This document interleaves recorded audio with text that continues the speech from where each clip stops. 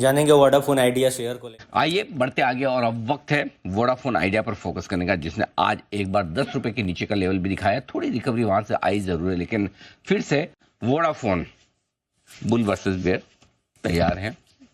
Round 2 पुराने वाले bull, वही पुराने वाले बेयर। फर्क सिर्फ है कि आज उस दिन हमने जज किसको बनाया था, आशु जी को और बंसल जी को। तो आज आशु जी नहीं है, बंसल जी जरूर है। लेकिन आइए आशीष और नूपुर से जानते हैं अब बुल वर्सेस बेयर में क्या है दोनों के तर्क। आशीष, शुरुआत आप करें।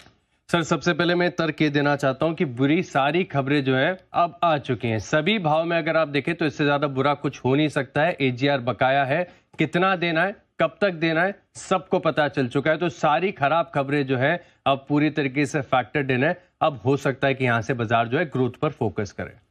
बुरी खबरें सारी आ चुकी है, अच्छी तो कभी आती नहीं है स्टॉक के लिए, तो कहाँ से तर्क तो बनता ही नहीं है बिल्कुल आशीष। लेकिन कोई बात नहीं, जितनी भी उम्मीदें थी, पिछली बार डायलॉग फेमस हो गया था, उम्मीद उम्मीद उम्मीद। अब उम्मीद जितनी भी थी वो सारी खत्म हो चुकी है।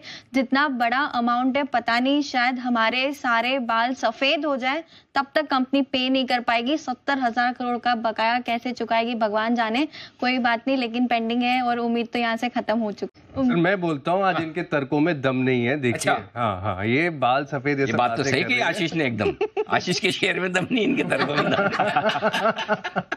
जी आशीष, बताइए। 2031 तक पैसे चुकाने समय मिला हुआ है। धीरे धीरे एजीआर का भुगतान कर रहे हैं और उम्मीद की बात कर रहे हो। अब उम्मीद हमें है ही नहीं। अब यहाँ से सिर्फ हम बिजनेस पर फोकस करेगा वोडाफोन आइडिया, वहां से ग्रोथ आएगी। बाकी कोई रिलीफ की अब उम्मीद नहीं है, सब खत्म हो गया। वही उम्मीद, सारी उम्मीदें ब्रोकरेज हाउस ने भी छोड़ दी है। तभी वो कह रहे हैं लगातार कि 25 से 30 साल लग जाएंगे। डेडलाइन है आपके पास 2031 की, 31 तक आपको पेमेंट करना है, लेकिन 25 से 30 साल लगने वाले हैं अगर ये बकाया पूरा चुकाना पड़ता है कंपनी को। फंड रेजिंग कैसे होगी, क्या होगी, बिजनेस चलता नहीं, मार्केट शेयर लूज होता है, हर महीने सब्सक्राइबर्स लॉस होते हैं। 25 से 30 साल आशीष, पता नहीं कब जाके तो ये समय पूरा होगा और उसके बाद स्टॉक रिवाइवल की तरफ जाएगा। और वो जो डॉट वाली बात थी वो बहुत जल्दी आने वाली है। लेकिन बाजार तो देखिए, स्टॉक मार्केट फ्यूचर कोई डिस्काउंट करके चलता है। समय लग जाएगा, लेकिन धीरे धीरे भुगतान कर रहे हैं। अब देखिए, एजीआर का भुगतान हो रहा है, सरकार की होल्डिंग आ चुकी है, उनसे सहायता मिली है पहले भी और आगे भी हो सकता है कि कुछ न कुछ थोड़ा बहुत रिलीफ मिल जाए। लेकिन लगातार अगर आप देखें तो वेंडर्स को ये पेमेंट करते जा रहे हैं। ये अपने आप में काफी बड़ी बात है। कुछ साल समय पहले अगर आप देखें तो लोगों को चिंता हो रही थी कि यार इंडस्टार का बकाया है कैसे देंगे, एरिक्सन का बकाया है कैसे देंगे। उनको इक्विटी शेयर इशू कर दिए, उनका कोई झंझट नहीं है। समय पर सबको भुगतान हो रहा है। एजीआर के बकाये में 2031 तक की टाइमलाइन है, मिल जाएंगे पैसे। वही मेरा सवाल है कि भुगतान कैसे होगा। 70,000 करोड़ का भुगतान है, 25 से 30 साल तो ब्रोकरेज हाउस लेके चल ही रहे, क्योंकि कंपनी के फंडामेंटल में भी क्वेश्चन है ना। लगातार कंपनी का मार्केट शेयर बढ़ रहा है, हर महीने टीआरआई की तरफ से डेटा आता है सब्सक्राइबर का, हम कभी नहीं देखते वोडाफोन ने किसी को ऐड किया। इनफैक्ट कंपनी के जो एवरेज रेवेन्यू पर यूजर वो भी 15% के डिस्काउंट पे आपको दिखेगा। बाकी के प्लेयर्स में ने भी प्राइस बढ़ाए, लेकिन वो प्रीमियम पर ट्रेड कर रहे हैं। अगर वहां से भी सहायता नहीं है, सब्सक्राइबर भी लूज हो रहे हैं, मार्केट शेयर भी लूज हो रहा है, तो कहां से भुगतान होगा? देखिए, भुगतान होगा एआरपीयू से, जैसे कि आपने बताया। पूरी इंडस्ट्री जब अच्छी करती है ना, तो लीडर हो या लागत, सबको थोड़ा बहुत शेयर मिल जाता है, सब में थोड़ी बहुत तेजी आ जाती है। भारतीय एयरटेल लगातार कीमतें बढ़ा रहा है, रिलायंस जियो बढ़ा रहा है, तो वोडाफोन आइडिया के सब्सक्राइबर हैं, उनको भी ज्यादा पैसे देने होंगे। तो जितने सब्सक्राइबर बचे हुए हैं उनसे एआरपीयू से ज्यादा कमांड कर पाएंगे। और वैसे भी अगर आप देखें तो वोडाफोन आइडिया का काफी लॉयल कस्टमर बेस है। जो पुराने लोग होते हैं वोडाफोन आइडिया वाले, वो अपने सिम कार्ड को पोर्ट नहीं करते, चेंज नहीं करते। और अगर यहाँ से अगर ट्रांजिशन अच्छी तरीके से 5G की तरफ आता है, नेटवर्क को सुधारते हैं। देखिए, फंड रेजिंग भी किया एफपीओ पर, बिजनेस पर भी फोकस लौटा है। तो ऐसा नहीं कि अब यहाँ से कुछ अच्छा हो ही नहीं सकता, कंपनी अच्छा कर नहीं सकती। बिजनेस में तो इतने साल से है, तो अब यहाँ से इंप्रूवमेंट थोड़ा भी आ जाएगा। और इंडस्ट्री एक साथ अगर पूरा एआरपीयूज बढ़ा रही है तो इनकी कीमतें क्यों नहीं बढ़ेंगी, मुनाफा क्यों नहीं बनेगा? तो ये है आपके लिए पूरे के पूरे दोनों की तरफ से तर्क जो आते हुए वोडाफोन आइडिया को लेकर। दोनों तरफ स्ट्रॉन्ग व्यू है एकदम, बिल्कुल है। दोनों बैकआउट नहीं कर रहे हैं। जो हमारे सिंगल बेंच जज, आज सिंगल मेंबर वाली जो बेंच होती है ना, उसको भी बेंच कहा जाता है। उसके जज हैं हमारे आज बंसल जी। बंसल जी, कृपया अपना निर्णय दें ऑर्डर करके। अनिल जी निर्णय तो बाजार देगा धीरे धीरे करके, बट एक चीज बोलूंगा अनिल जी, आशीष बिल्कुल भी अच्छी तैयारी करके नहीं आए हैं। अच्छा। और जज आजकल वकील को डांट भी लगा देते हैं कि तैयारी करके आना चाहिए। इनकी 2 स्टेटमेंट्स पे अनिल जी ऑब्जेक्शन है।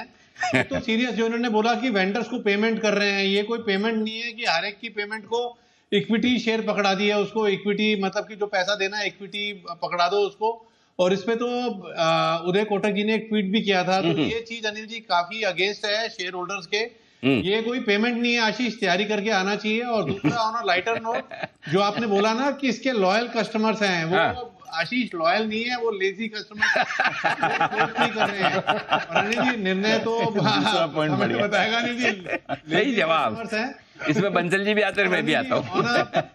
और on a serious lazy customers में भी। Anil ji on a serious note एक चीज बोलना चाहूंगा कि इस समय मेरे पास शेयर पड़े होते 13, 14, 15 रुपए का लिया हुआ होता, तो मैं उस शेयर को बेच के उस पैसे को अगर मेरे पास होता तो मैं वो मेरा एसेट मैनेजमेंट का जो हैंगसेंग का ETF है ना, उसमें कन्वर्ट कर देता। मुझे लगता है 6-8 महीने में उसका भाव 17-18 रुपए हो जाएगा। वोडाफोन 17-18 रुपए होगा कि नहीं होगा वो तो समय बताएगा अनिल जी 6-8 महीने में। बट अगर मेरे पास होता तो मैं उसमें कन्वर्ट कर देता। और आशीष अगली बार से आप रेडी होके आना, आप आजकल जनरल न्यूज़पेपर नहीं पढ़ते हो। नहीं देखो, एक मिनट सीनियर वकील को भी डांट लगा देते। अरे सुनो बंसल जी सर, आप उसकी हिम्मत की दाद दो कि 10 रुपए में भी डिफेंड तो कर रहा खड़ा होके आदमी। आशीष वेल डन। नहीं तो बोले तो आज तो मेरे पेट में दर्द है, आज सर दर्द है, आज बुखार सर, आज नहीं आऊंगा ऑफिस। कुछ भी कर सकता था, करता भी है, ऐसा नहीं कि नहीं करता है, कभी कभी करता है, लेकिन आज तो नहीं किया ना। जैन साहब भी कुछ कहना चाहता है। जी जैन साहब। नहीं, मैं तो ये एक्चुअली में आपने बहुत अच्छी बात बोली कि देखिए इसका बुल केस लड़ने के लिए बहुत हिम्मत चाहिए। मतलब आप फीस मिले अखाड़े में और बच्चा खेल रहा है। देखिए it was very easy to be on the bearish side, और सबको पता है ठीक है 70,000 कैसे चुकेंगे, क्या चुकेंगे। बट यस, आपने भी आज एक सुबह बात बोली कि बिजनेस ग्रोथ पे डिपेंडेंट रहेगा, और आशीष ने भी ये बात बोली, तो ठीक है बंसल जी के हिसाब से जो भी जजमेंट था। बट मेरे हिसाब से ये है कि बुल केस को एकदम बेरिश केस नहीं मानना चाहिए। बेरिश होना तो इट्स ऑब्वियस, ठीक है, but at the same time government है, बिरलाज है, वोडाफोन है, ARPUs बढ़ने वाले हैं, कुछ ना कुछ तो ऐसा भी एकदम पूरा मतलब होपलेस होना नहीं चाहिए। तो आशीष ने बहुत हिम्मत का काम किया कि इतना हरा हुआ केस को लड़ने के लिए बहुत जज्बा चाहिए। अभी देखते हैं ना, कई बार वो मूवीज आती है तो कैसे कौन वकील आता है और ये सब है, तो let's see how it goes like. But yes, certainly Vodafone idea के लिए अच्छा समय तो नहीं है। अच्छा सुमित जी कुछ कहना चाहता है। जी सुमित जी। अनिल जी मैं ये बोलना चाहता हूँ, बंसल जी बोल रहे हैं कि लेजी कस्टमर है। अनिल जी आजकल के जमाने में एक फोन पे आदमी घर पे आता है तो लेजी का तो सवाल ही नहीं है। हाँ। ये 100% लॉयल्टी और ट्रस्ट वाला सवाल है। मैं खुद वोडाफोन का कस्टमर हूँ और मैं वोडाफोन को हिम्मत देता हूँ और पीछे से सपोर्ट देता हूँ कि वोडाफोन सपोर्ट यहाँ पे लेना चाहिए और जल्दी रिकवरी आनी चाहिए। तो लेजी फेजी वाला कोई सीन है नहीं। घर पे आके आजकल सिम कार्ड देके जाते हैं। हम लेजी के वैसे चेंज नहीं कर रहे, हम लॉयल्टी के वैसे रख के इसके ऊपर स्टिक करके रखे हुए हैं। तो वोडाफोन में जब 3-4 रुपए में नहीं घबराए तो अभी 10-11 पे क्यों घबराना है। हाँ, तो सुमित जी ऐसा करिए, ये हाथ या तो यहाँ पे रखिए ऐसे सामने, या यहाँ पे रखिए और कसम प्रतिज्ञा प्रण लीजिए जब तक 30 रुपए वोडाफोन का भाव नहीं हो जाएगा मैं अपना नंबर पोर्ट नहीं करूंगा। अनिल जी जब तक नेटवर्क नहीं टूटेगा तब तक तो मैं पोर्ट नहीं करने वाला। बराबर। और अनिल जी जिस दिन ये 28-30 रुपए आ गया ना तो 100 रुपए का लेवल भी ज्यादा टाइम नहीं लगेगा आने में। क्या बात है। रिवाइवल की बारी है, रिवर्सल आने दो। और जैसे वो ऊपर बोल रहे थे ना, उम्मीद उम्मीद उम्मीद उम्मीद, तो उम्मीद पे दुनिया कायम है। जब तक कंपनी का मैनेजमेंट खुद नहीं बोलता है कि मेरे को अभी मैं थका नहीं हूं, मैं हारा नहीं हूं, तो हमको क्यों हार माननी है। ठीक बात है, चलिए कोई बात नहीं। तो आज बहुत ही जोश बढ़ाने वाले, भरोसा दिलाने वाले वर्ड्स थोड़े आपके रखे हैं सुमित जी ने। शांति बनाए रखे, ये समय भी बीत जाएगा, थोड़ा वक्त लगेगा, लेकिन चिंता की कोई बात। आइए बढ़ते आगे।